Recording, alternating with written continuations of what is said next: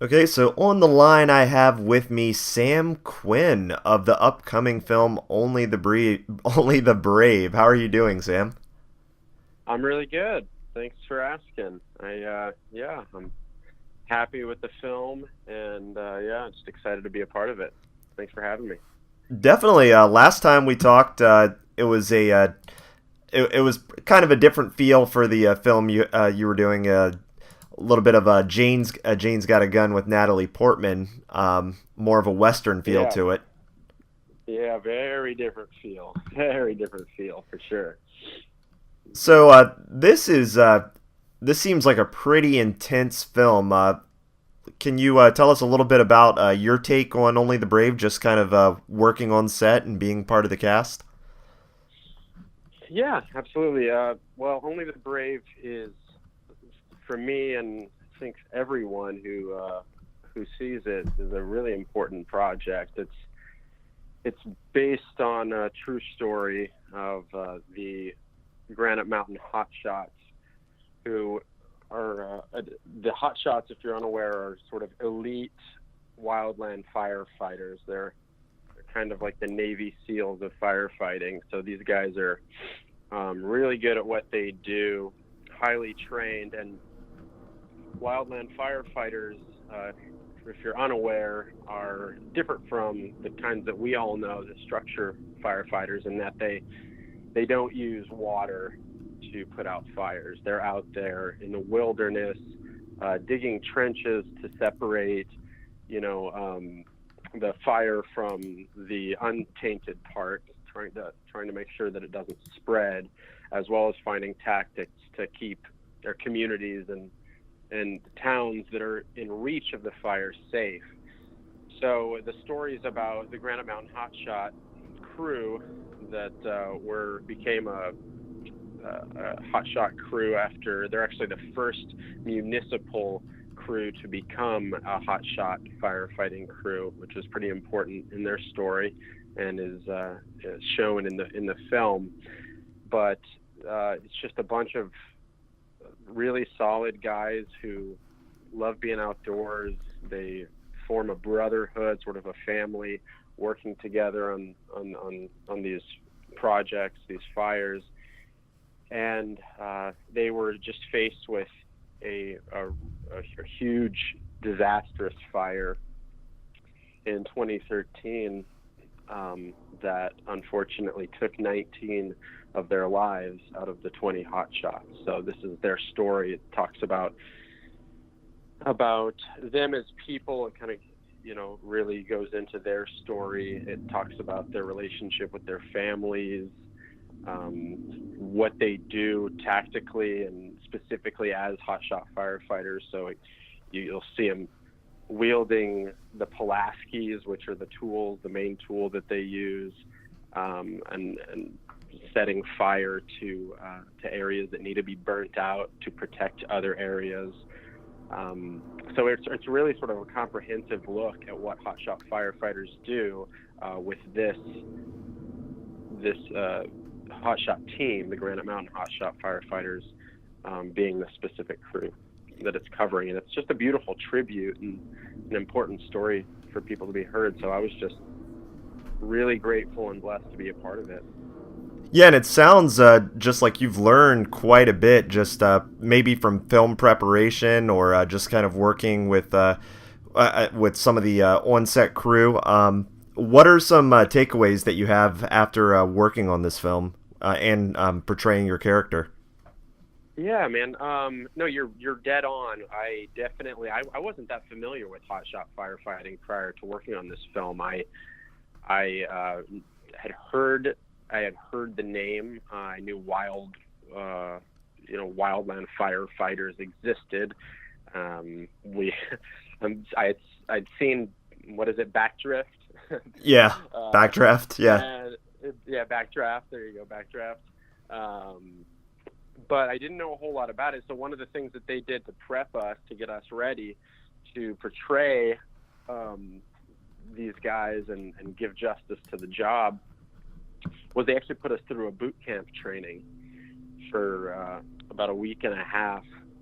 at the very start before we started shooting or anything. So we were spending a lot of time together, carrying, hiking 5 miles first thing in the morning, 5 o'clock in the morning, carrying 40-pound bags on our back, eating MRIs, which are those vacuum sealed meals that you may have heard. Oh yeah. A lot of yeah, which are just terrible.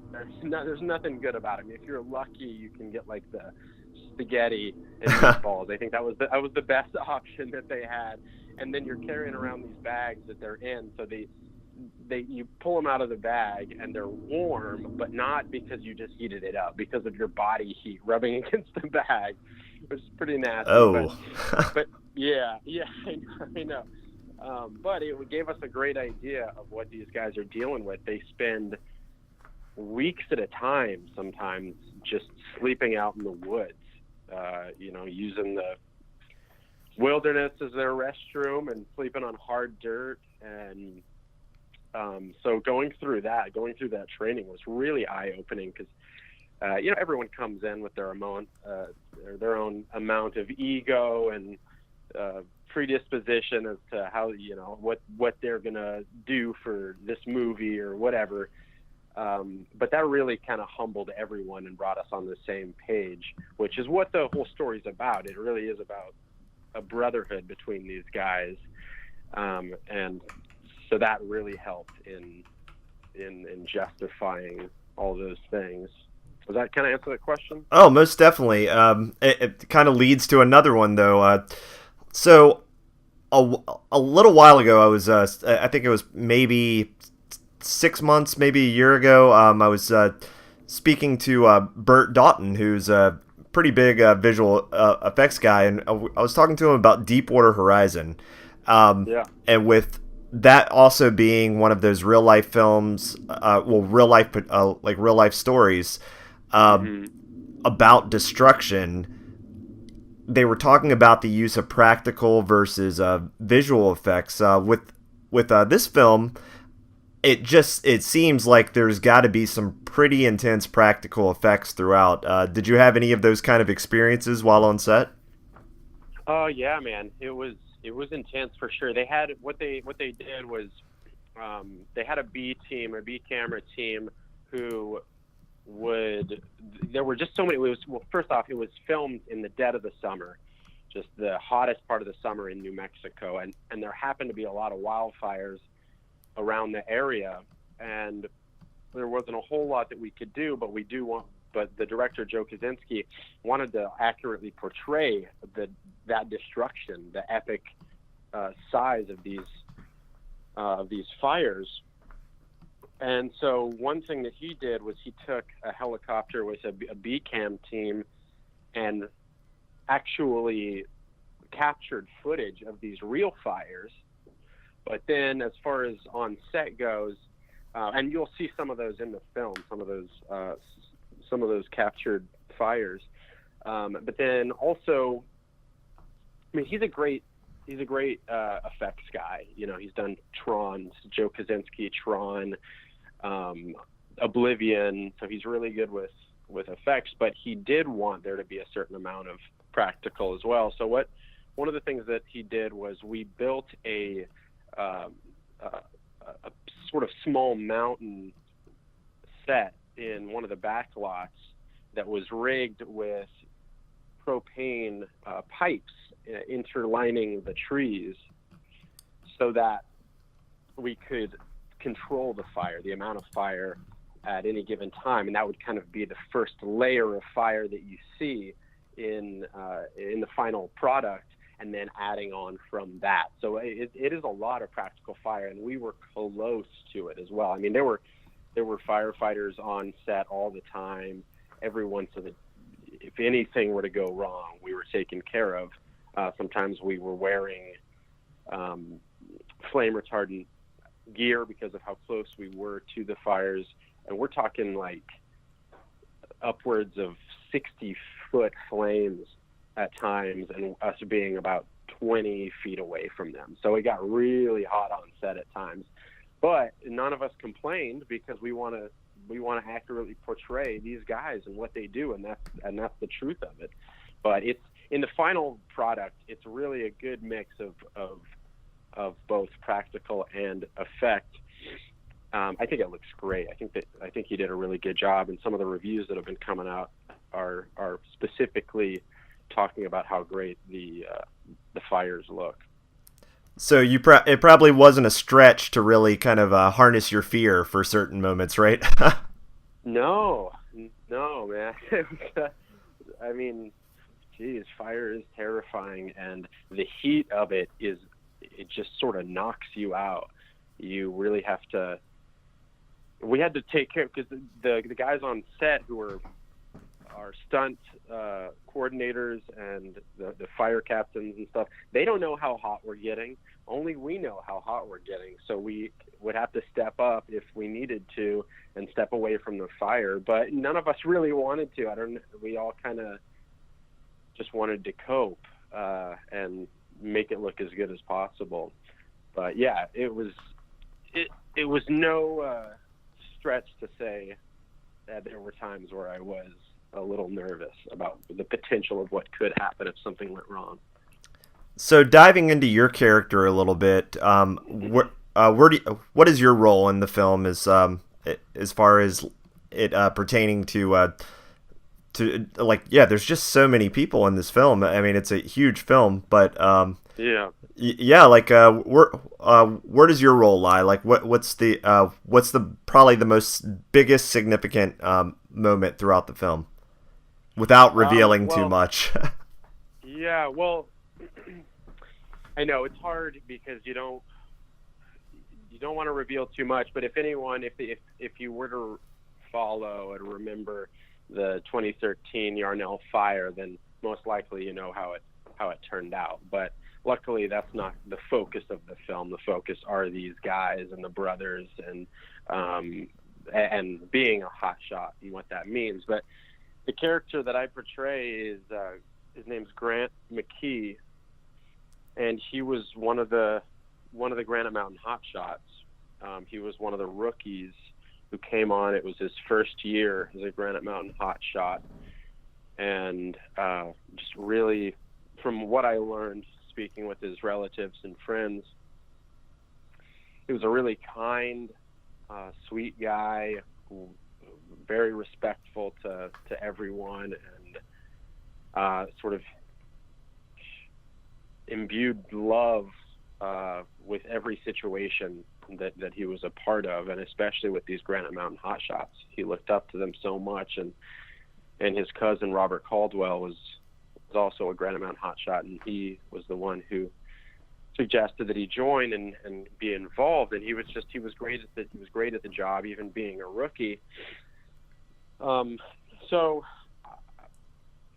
I guess I can say as for as much as I could gather about Grant, I tried to bring those qualities myself out. And another thing that was helpful was that Grant was a really athletic guy. He was a wrestler, a runner, and you could tell by his physicality. And so that was something that I tried to play up as well, was presenting his sort of spryness in the way that I moved and carried myself, in hopes that his friends and family at the very least could see a glimpse of Grant in my performance.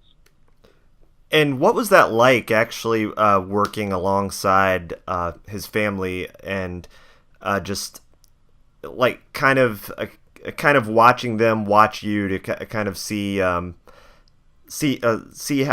I guess, portraying a loved one that was lost? Yeah, it's a sensitive process, as you can imagine.